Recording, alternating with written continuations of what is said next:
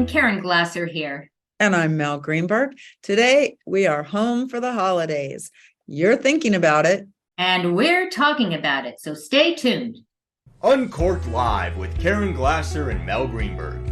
Making the most of life's peak stage and sharing it all with you. So, Mel, what are you drinking today?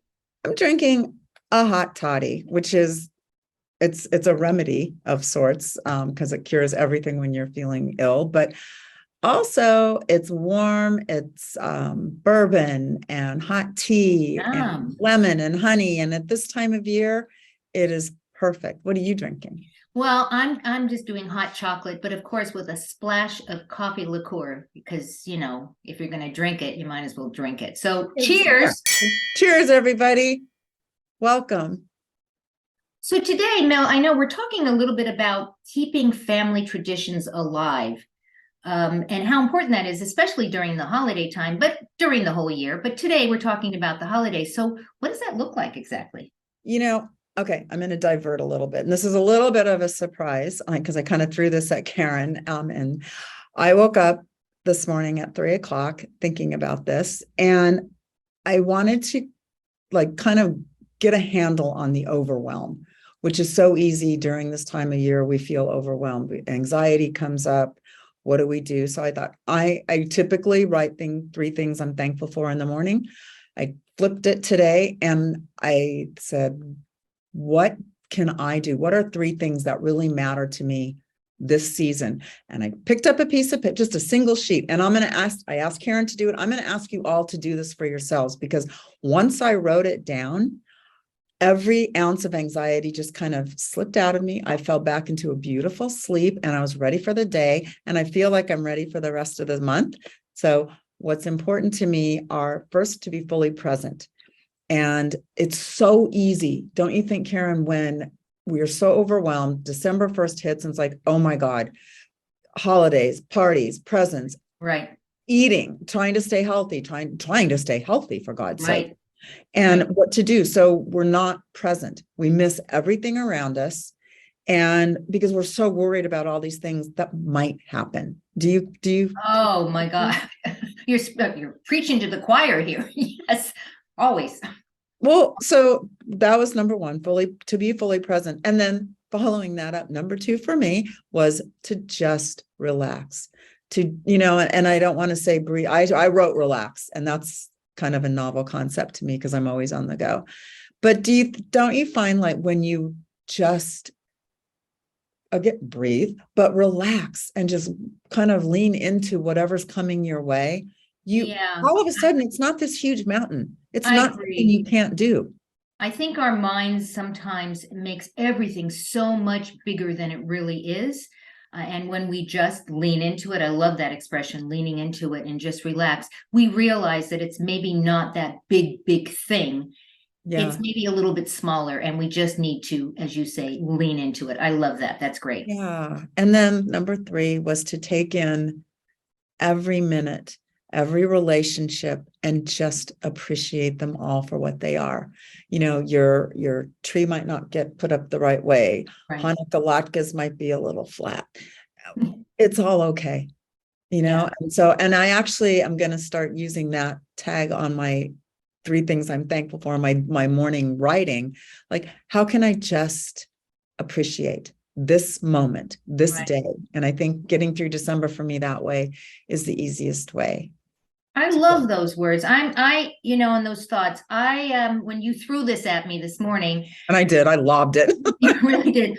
The only thing, and it's a huge thing, but the only thing that I could think about, and I continue to think about, is health, and that we get through these holidays in good health, as we have talked about, in the past several months. Unfortunately, we've had a lot of ill health in my family, and it continues.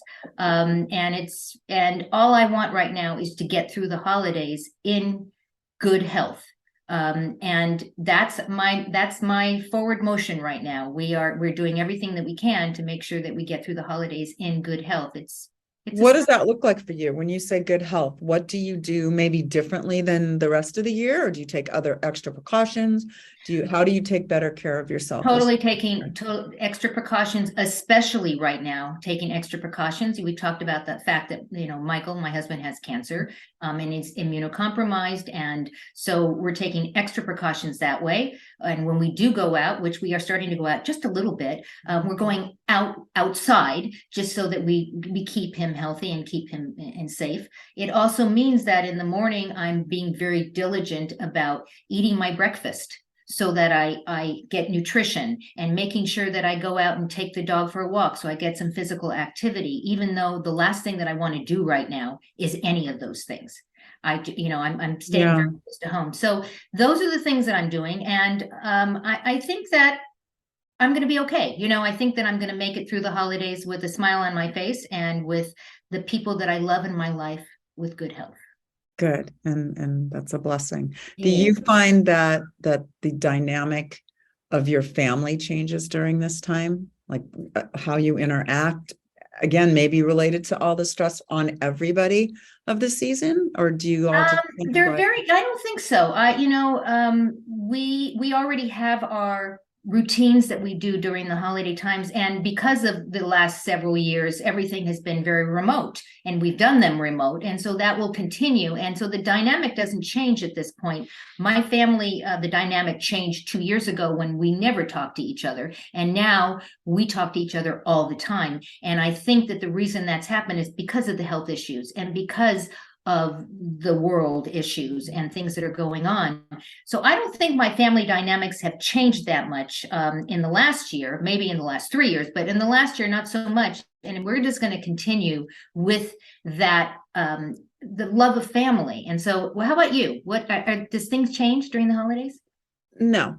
And I've said this before, September 30th to January 1st is my favorite time of year. And whether the kids were here or in their respective places before, it's always been a really special time. We've always come together in one way or another, whether it's on a trip somewhere, traveling to get together. Now everyone's under the same roof, which has presented different challenges. And it's kind of funny. So I always put up a huge Christmas tree in my living room, which is now essentially a daycare. And so I thought, and so that was the first thing that was back, because my mind in like October, I'm freaking out. Like, what am I going to do? Where am I Christmas Day? Oh my God, I can't have things the way they were. And then I sat back and I thought about it. And it's like, I wouldn't want things the way they were, because that would mean the kids weren't there. So I let go of that, and I put up 2 small trees, and I did the whole house, and it feels so much better. And I think part of that was truly just letting go of what couldn't be. But I'm going to share a really fun story. So Dean and I were in Las Vegas this past weekend for a friend's birthday party, and we went up Thursday, and most people didn't arrive until late Friday, even Saturday morning for some. And we went up early because, as I mentioned, our home life has changed considerably. We have a full house again, and we don't get a lot of just us time. So we thought this would be fun. And I like Vegas. It's not my favorite place. I don't gamble. 2 nights and I'm usually done. So I would never in a bazillion years think that anything positive emotionally or spiritually might come out of that place. Has its benefits. It's a great place. Don't get me wrong. But it did. That one night that Dean and I went up early, from the minute we left here till the next day when we started seeing all our friends come in, was just for us. And we had the most incredible conversations, and it was the most beautiful time that we were present with each other. So it was sort of the upside, the unexpected, collateral damage of having this full house and taking advantage of a moment that we could to just be, to truly be with each other. And it was incredible. So that's what I thought, God, if this is starting my holiday, this is amazing. And I'm so grateful. And it's just beginning. It was and you're appreciating it. And you're appreciating it. And that goes back to your 3 words, right? It's appreciation of what you actually experience. That's wonderful. Yeah. And now the kids are, Matthew and Heather and the baby are going to be leaving and spending Christmas with her family.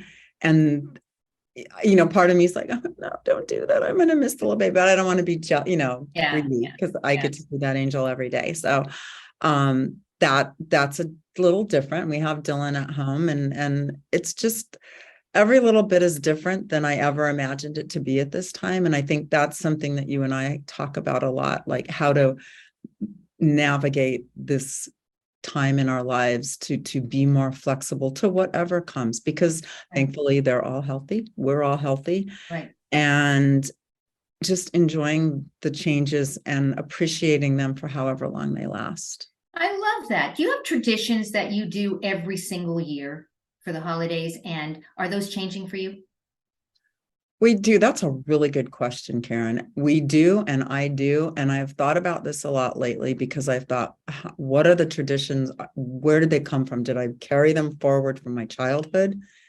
Or have I created new ones? And it's a little bit of both. And I like baking and cooking. It comes with me from as far back as I can remember. Right. And making those events special, whatever the events are. So that's with me. And I do that, and I bake, and cook dinners. Now I don't bake as much because I have Heather. She's an amazing baker, but cooking and the meals and planning and enjoying it, even if it's just appetizer. So that's a tradition. Let's see what else. Well, we do, and I've kind of, with Hanukkah, we celebrate and do everything really a big first night. And we light the candles all the nights. But as far, when the kids are young, yes, it was a little different. But so those are I think the traditions, and it was important to start our own with our family, that then they can, as their extended families grow, they will carry on some and start their own new. So I think, yeah. That's great. How about you? I make potato latkes. I make potato pancakes. I've been making them for as long as I can remember. I'm the house that everybody will come to. I will stand there in the kitchen, frying up the Smelling like oil. Yeah. For hours. I used to wear a shower cap. Yeah, you have to. And then I bought myself an electric fry pan so I could do it outside so that I wouldn't get the smell all over the house. However, the smell is kind of yummy because it's potatoes and, it's delicious. So, I kind of moved it back in and we do it inside. But what's fun is to make the latkes and then have people literally at the kitchen counter as you're making them, and they're eating them as fast as you can get them out. Yeah, I know. You never leave the stove. Right. And everyone thinks they have the best latke, right? Of course they do, because I do. So clearly you don't.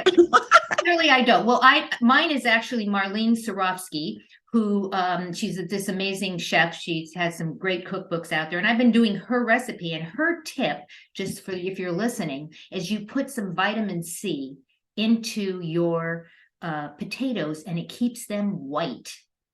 So powdered vitamin C? Powdered vitamin C. And yeah, I would try that. It literally keeps your potatoes white, because we know that when potatoes, hit the air, they start turning brown, and it's kind of. So then there truly is a Jewish penicillin. There is truly a Jewish penicillin, and it's called vitamin C. Interesting. That's Marlene. Never heard that. Yeah, and that's okay, I would try that. And I have another question for you. Have you tried air frying them? I haven't, but I am the queen did it of last air fryers. Year. Were they delicious? They were delicious, and they were. I mean, you kind of prevent the oil thing, but wow, I'll have to try that this year. And a little bit healthier. One night, and do it. So when we had a Jewish Italian deli for a few years, and when we would do the 8 nights of latkes, and we would do different latkes every night, highlight like zucchini, carrot, beet, and it was really fun to keep every year to come up with different combinations. And I think honestly, zucchini and carrot are my favorite. Really? I'm a purist. Give me, it has to be potatoes, russet potato. Done. Not even a sweet potato. It has to be russet. I'm just a purist. With applesauce. What do you eat your latkes with? Applesauce and sour cream. Yum. Okay, now I'm getting hungry. I know, right? When we're done here. So speaking of that, I come up, and I'm so guilty of this. I come up to our financial offices because this time of year, the treats start pouring in, and I'm really like, I eat healthy, take care of myself, and I it's like crack. I can't wait to get up here to see what's been sent. And I want to eat everything in sight. Oh All my the gosh. fudge, all the cookies, all the caramel, everything. How on earth do you stay focused on eating well, taking care of your body during this month? It just pours on from the minute you sit down at the Thanksgiving table, it doesn't stop. Until the end of the year, end of the year. And it's Yeah. just, it's cookies and not just cookies and not just baking. It's food, really delicious food, right? It's sweet. I mean, I eat a lot more sweets this time Well, of year. that's where Core 50 comes in, right? It is, because at least I can even in Vegas, I got my workouts in our room. I didn't have to go down to the gym, which the gym was fabulous. Right. I got them in. And that's the thing I love about Elaine's programs. And I do the Zen 50 as you do. And it's like you can just, and there were times this weekend I couldn't do the full 20 minutes. So I felt good knowing that I got 10 minutes. I got one rep in. One series. And it's wonderful. And you know what? I want you, if you're not familiar with Elaine and Core 50. We'll be right back.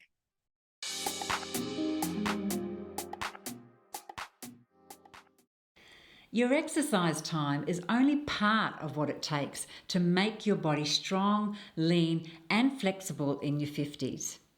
My challenging 20-minute workouts and whole body holistic approach will give you success.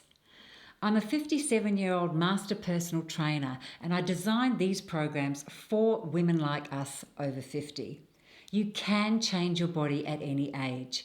CoreStrength50plus.com. Hey, y'all, don't forget to click on the freebie that Elaine has given to all of us in the show copy below. It is a perky butt and hip strengthening sequence. Say that 5 times fast. And we all want a perky butt, let's be honest. You do. I want a perky butt. Perky. I love that word. I do too. And so, we kind of coined this, our barrel list, which of course, because, drinking and all that and wine comes in a barrel. But we're talking about books. The things we love, and it's full this month, you guys. It's not just books. I mean, you're going to be so excited. There's so many fun things in our barrel. In our barrel.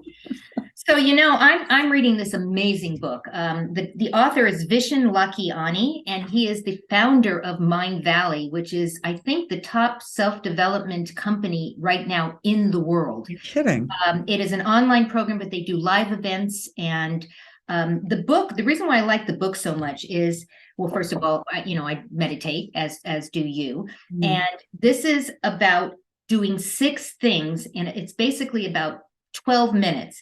And phase 1 is compassion and having compassion for yourself. And 2, the stage 2 is gratitude and having gratitude for things. And phase 3 is forgiveness, which is a really tough one for a lot of us, is being able to forgive.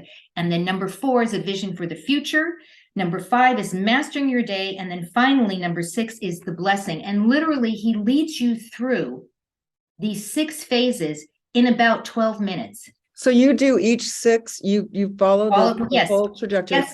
Each time you sit down to meditate. Each time I sit down, and I was introduced to it by reading the book. And one of the things that comes with the book is an audio, free audio, where you can go and log in, and he talks you through it. So you don't even have to remember what the different phases are, because my memory is like, shot. So he talks you through the entire thing, and it's literally a 12-minute meditation. So let me ask you this. You go through the same 6 benchmarks, if you will, each time.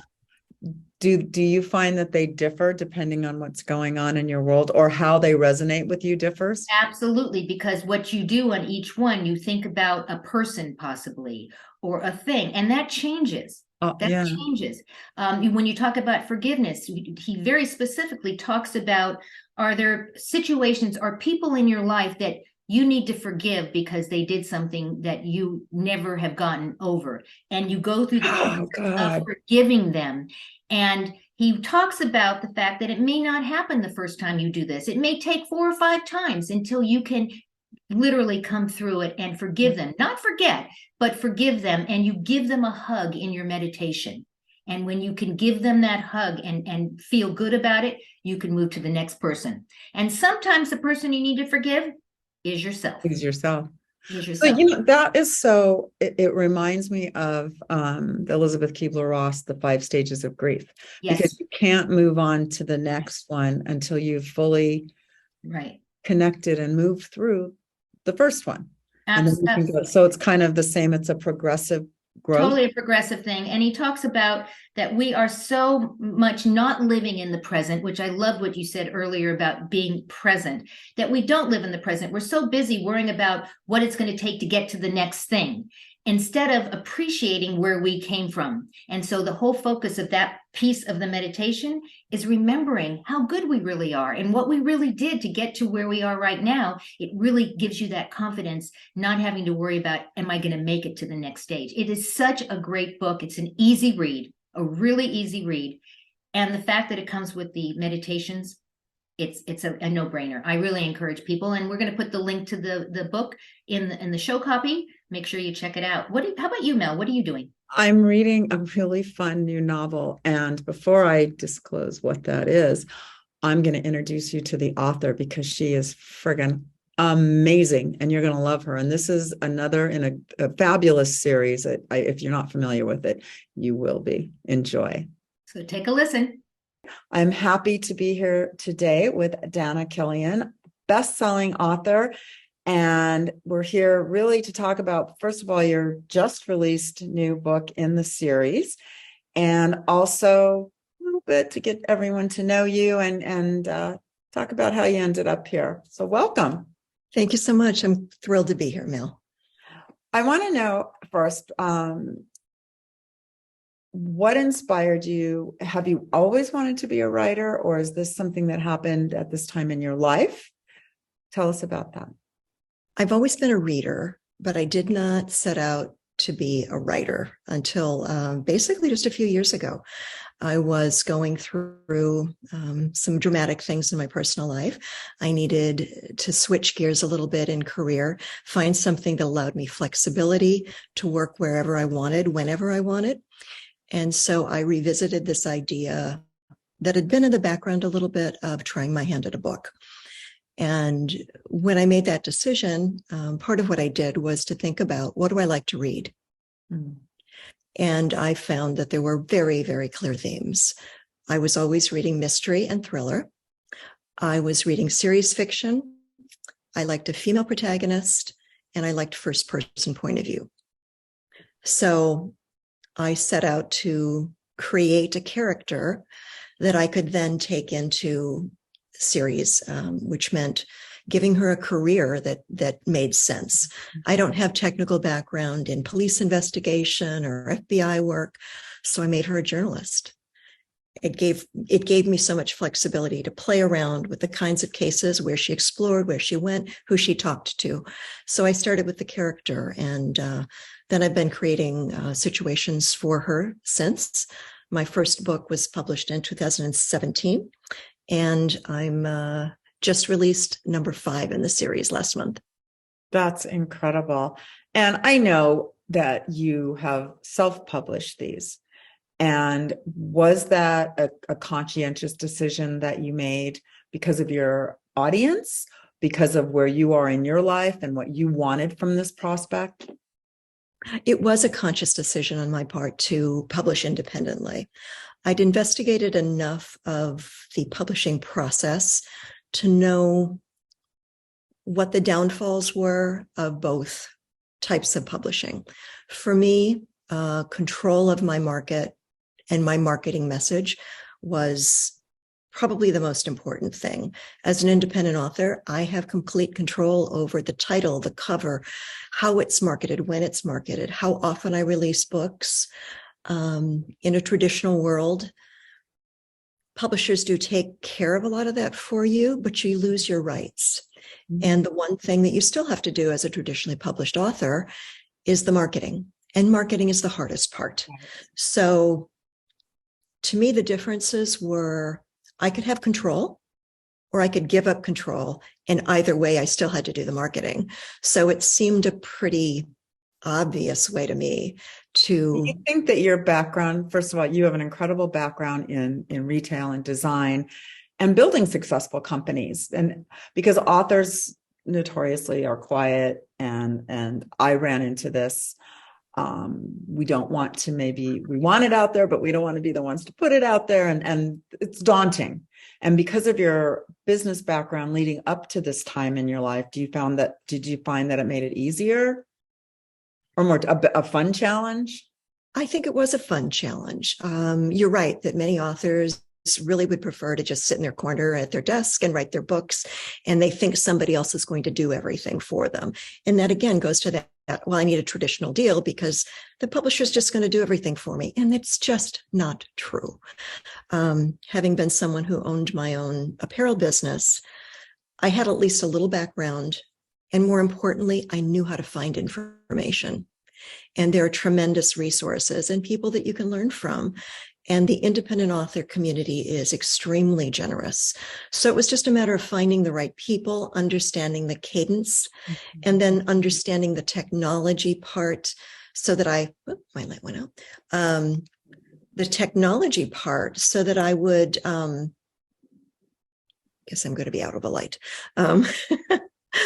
The technology part to understand how to take it from a Word document into something someone could read on their iPhone.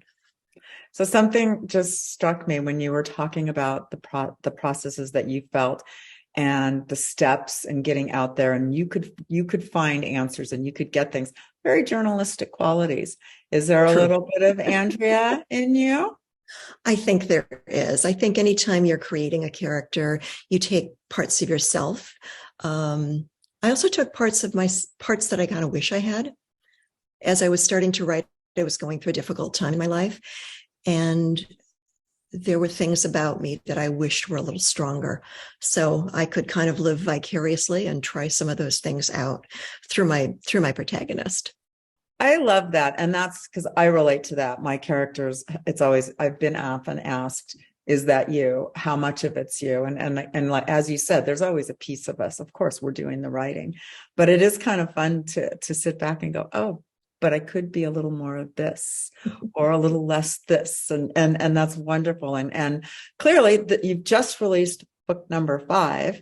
So something's working and you are tapping into and touching your readers in a way that they're drawn in and they're excited about the character and the stories that you write.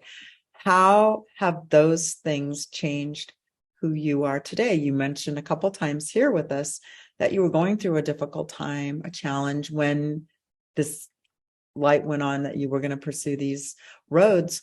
How have the successes and changes that you've gone through changed you inside? Oh, interesting question. Well, I think first of all, people that read series, they're reading for the character, not so much what happens, but the character and seeing the tenacity. And I think as I was writing, I was putting myself into that position of she has to be fearless. She has to be ballsy. She has to go after what she wants because otherwise her life is going to fall apart in a big way. And so you're kind of practicing, I think, trying out these qualities in yourself through that character. And it does, I think it does rub off. I think getting feedback from readers who, I just released book number 5 and it's been a month and I've already got when's number 6 coming. That's such a reinforcing that you're touching someone else, that you're sharing part of you and part of your heart with people who kind of come along for this ride. And as we just talked about, some of this character is me. So they're coming along with me and they're coming along with my character. And we're all kind of growing together and figuring out what the next stage of life is. So is there a book 6 in the works or in the cloud? Early stages. I'm more at the, haven't done any writing yet. I'm more in the brainstorming. Who are the characters that need to come forward that haven't perhaps played a big enough role in prior books? What scenario might be the core crime at the center of the story. So it's brainstorming stage and I'll start outlining shortly. Well, I am thrilled for all of this. And I'm thrilled that you're here today with us. I had the joy of running into you and meeting you first almost a year ago here in Tucson. And it's great to have you, neighbor. And I'm curious. So book 6 is back there. It's kind of out there. What next? We know about, Andrea's journey and what's going on. What's next for Dana? Well, the next thing is it's an overlap between my personal life and my writing life, because I've got a memoir coming out in May. Wow. And the memoir, oh my gosh. Yeah, it touches on, more than touches on, it dives straight into all those difficulties that were going on in my life back when I started writing, and have kind of continued in one fashion or another over the last 5-6 years. So I'm doing something that is probably the most vulnerable thing I've ever done, and therefore it's the most important thing I've ever done. And I love that you can say that and you can acknowledge that difference. And I literally was going to wrap up, but I can't without asking a couple more questions, because you just dropped a bombshell on us all. The difference for you in writing fiction and now bearing your soul in words on pages for all to read. How the decision to do that, first of all, and then the process, how different was it for you? Yeah. Well, the decision came about very slowly. I was journaling as a way to supplement therapy, to process all the painful thoughts that were going through my head that I had no place for. And as I was journaling, I realized I think there's a book here. I think I need to write it. I don't know if I've got the courage to release it. More of a cathartic start. Which is different. Writing a book is different than putting it out into the world and letting the world see your vulnerability. But the more that I did that, the more I wrote, the farther along I got into it. I just kept thinking of all of the women that I've known over the years, family members included, who spent so much of their life regretting something that they didn't do. Women in particular, we set aside ourselves for everyone else. And it's sooner or later, it either eats away at you, or you've got to force yourself into, it's my turn, it's my time.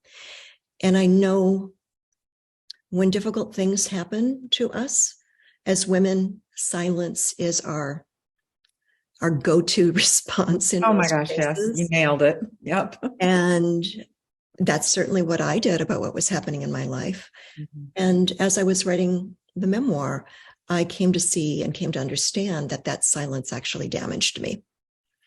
And I thought it was protecting me. It was not. It was festering inside me. And so eventually I got to the place where I didn't know what I was more afraid of, publishing the book or not publishing the book, because to not publish the book would be another silence. Yeah, you would have stayed in that space that you were trying so desperately to move beyond and grow beyond. Correct. Yeah. Wow. And do we have a release date yet for that? May 18th. This year? 2023? 23. Wow. And the title is Where the Shadows Dance. Will you come back and talk with us about it once it's out? I'd be delighted. I would love that. And I know all of our followers and everyone would really appreciate that. I think that it's beautiful to just have seen your arc right here, from facing a challenge, challenges in your life and reaching to something that brought you joy, and finding it through your mystery writing and through this incredible series and the success there. And then furthering that healing in your life this way. I'm excited. I'm excited for you. And I'm really excited for May 2023 for that release. But in the meantime, everyone, you can get the latest in the Andrea Kellner series. And it is on Amazon. The links are on all of our properties. This is Dana Killian. Thank you so much for being with us today. Wishing you the pleasure, Mel. Love to do it. Thank you. Bye-bye. Bye. Ciao. Is she not amazing? Amazing. I think, as excited as I was about this next book, I'm more excited about the memoir that's coming. I can't wait till she releases that, because it's going to be incredible. And I'm always in awe of people who have the courage to, first of all, go through what she's gone through and come out the other side as Yeah. brilliantly as she has, but then to share the story, because we can all benefit. We can Right. all learn something from other people's roads. So to that end, now I get to relax, and we have more of our barrel list. And this is the movies, our favorite holiday movies, which is my favorite thing from Thanksgiving. I immediately, the holiday, that's my favorite, number one, all time, with Cameron Diaz and Jude Law. And there was something going around the internet yesterday that they signed to do a sequel. I've now found it debunked, but maybe if we keep putting it out there, it will, put the intentions out to the universe, it will happen, because who wouldn't love to see Jude Law again?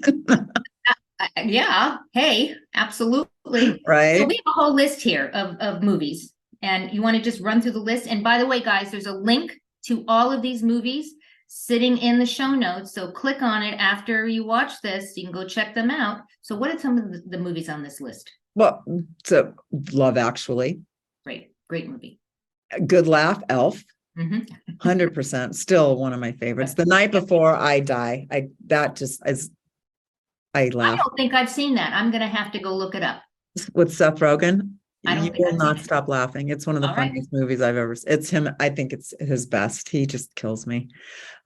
Historically, and even now, all the new versions of it, How the Grinch Stole Christmas. Of course. Grew up with that. It's so fun to see what it's evolved into. How about you?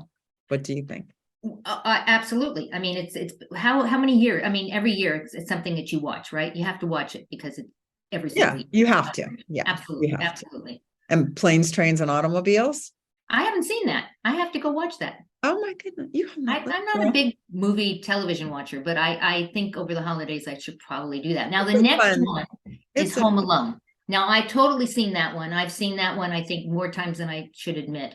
All I can think of is that little kid, going with his hands on his face. That's what I think of Home Alone. I know, it was such a cute movie. It And was. Miracle on 34th Street is a classic. Classic, total classic. Polar Express.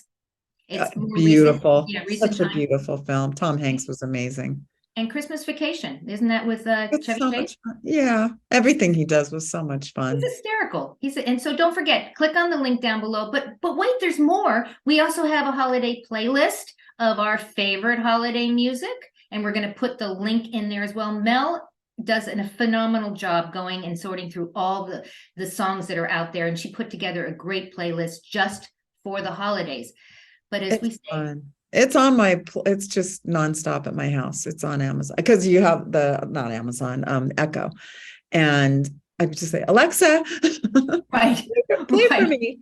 Yeah, it's just And soothing. It's just really nice music to have on. It is, and I have it on all the time. I Yeah. do. I just put it on in the morning, and it just goes, because it's a long list. There's a lot of songs on there. Well, and there's a lot of classics, but there's an awful lot of contemporary jazz versions of the classics, which I like and I find soothing. And just kind of, as we talked about before, the anxieties that can arise during this time, just to have some genuine, gentle music on in the background is so nice. And even driving, because there's a lot of psycho drivers out there. I was gonna say, a lot of psycho drivers out there. A lot of psycho drivers.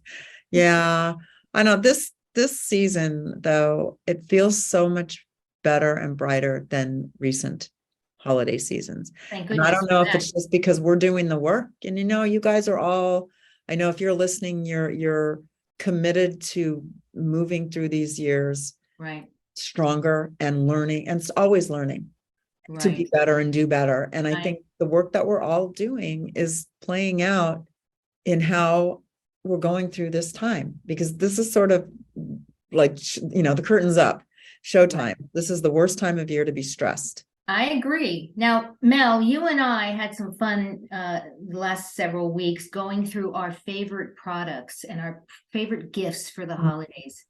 And we actually put together 12 products that we absolutely love.